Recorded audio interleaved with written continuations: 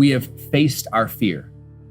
We have given ourselves the courage that is needed to walk into the unknown. We have said we are going to begin movement and to create a journey of discovery of who we are by the willingness to take the light and shine it in the places that we have not yet. And so I think as we continue in this process, as we have faced fear, as we have had the courage to face the unknown and to say we want to shine light on the areas of our life that we may have not seen, now things have been illuminated. We have begun the awakening. We've begun the process for us to see things in a way we couldn't before. And so now that we have put ourselves in the position, I believe now we have to posture ourselves, have to posture our heart, our mind. We have to be able to say, I have seen it, I have faced it, I have begun to walk into it, and now are you willing to put yourself in a position of discovery to become something new?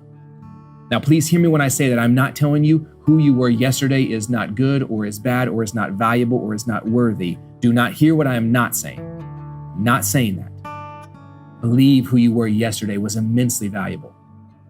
I believe it is equally valuable to who you are and will be today and tomorrow.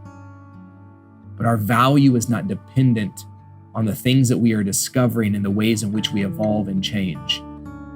As we get healthier, it does not make us more valuable.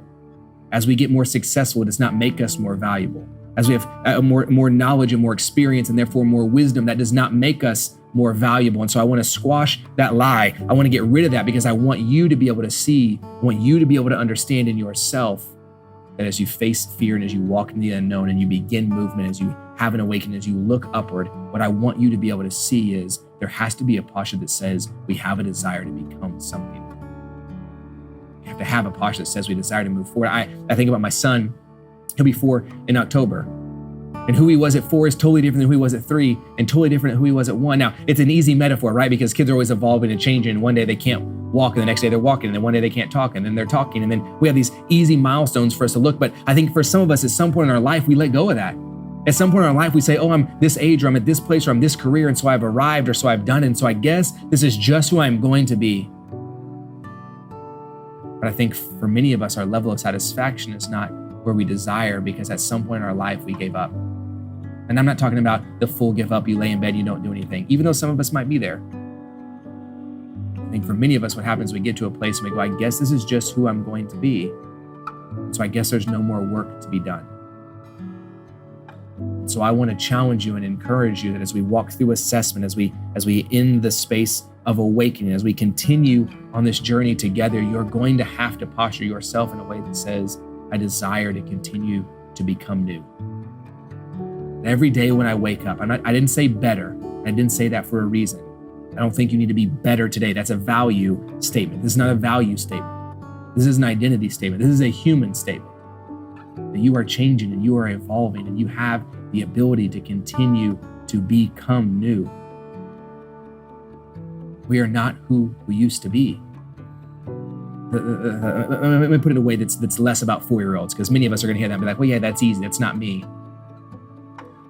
After my son was born, my wife, we had a lot of conversations about who she was now as a mom.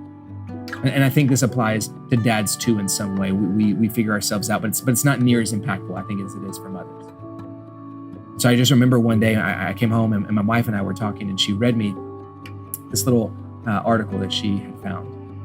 And the gist of the article said this: that once you are a mother, there is going to be a longing you have to go back to remember who you were so that you can become who you used to be. When in fact, after giving birth and having a child, it is your desire and job now to discover who it is that you are. Because it is not that you are supposed to go back to become who you were. It's that now as a mother, you are completely new and different. I think that has stuck with me, both for my wife and I even think for myself as a father, as a friend. The things in our life that occur do not occur so that we can sit and go back and reminisce about who we were.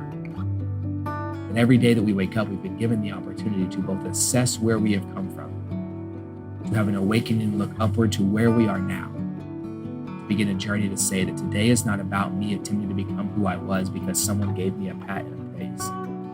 It's about becoming who I know I was made and designed to be today because every day I am evolving. If you, like me, believe that you deserve to be seen, then I want to see you today for who you are today, not for who you wish I would have saw.